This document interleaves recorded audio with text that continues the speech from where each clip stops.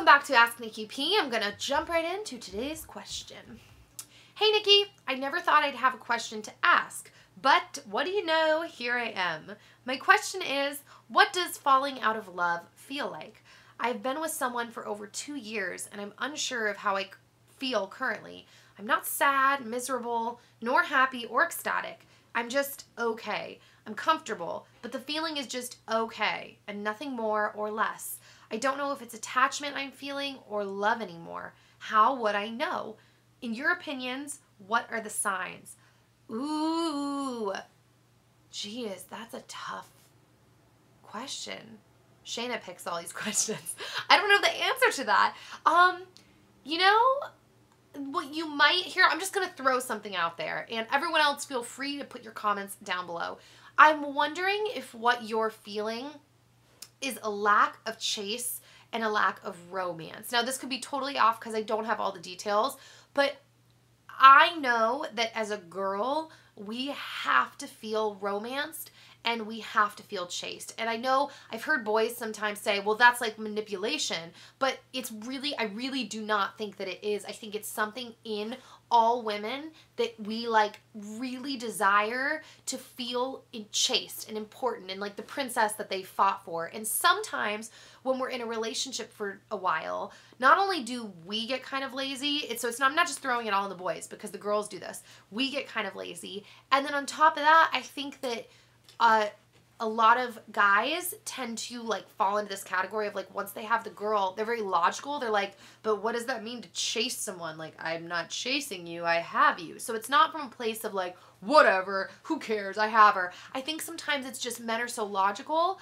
It's like once they have you, it doesn't really occur to them because they already have you.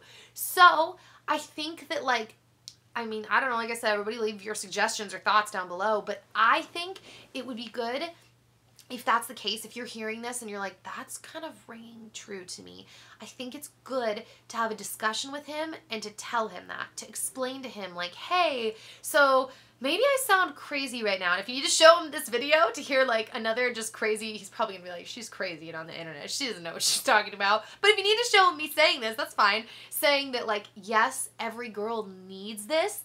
And maybe like actually, I was going to say, why would you want to show him that falling out of love? Well, still, I don't know. You might want to show him this and say like, hey, I just want to be honest with you because I think honesty in a relationship is just the best policy. To tell him like, hey, I've just been feeling kind of like comfortable with you. I don't really know how I feel.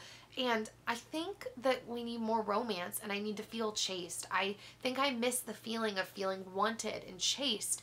And let him know. Like, there have been points in our marriage, like, continuously where I'll remind Dan, like, hey, I need romance. I need to feel chased. And I tell him that because I care about our marriage. I would rather tell him and maybe temporarily shake him up, but then he's like, oh yeah, and then we kind of get things going again and just do whatever I can do, then be like, oh, I'm just not going to say anything and let it just kind of slowly like just fall apart. You know what I mean?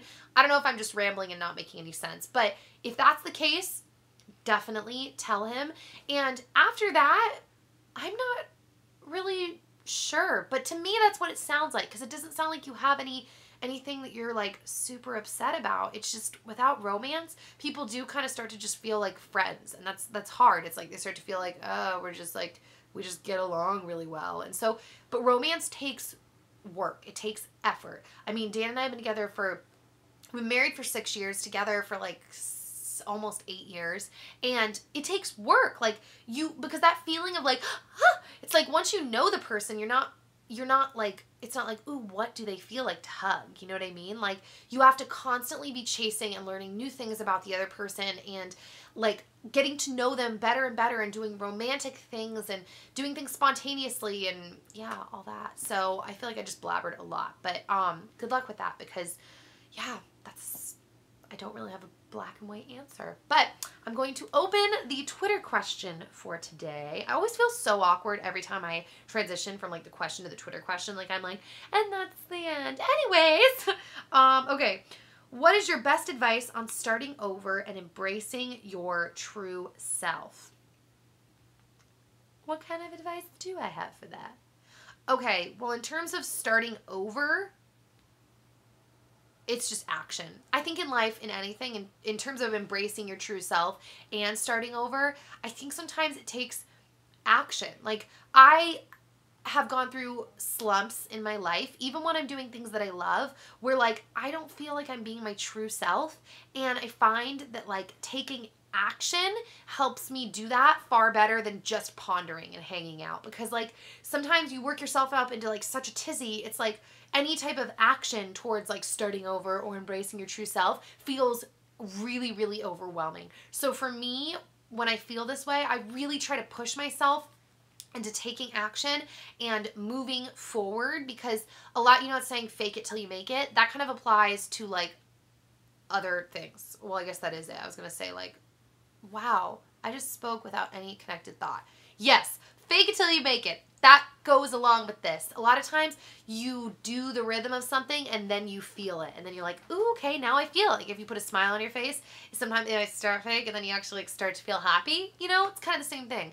So at least I think. So yeah, that is it. Send your messages to asknikkip@gmail.com or hashtag asknikkip, and I will see you all later. I hope you have a really good rest of the day, and yeah, bye.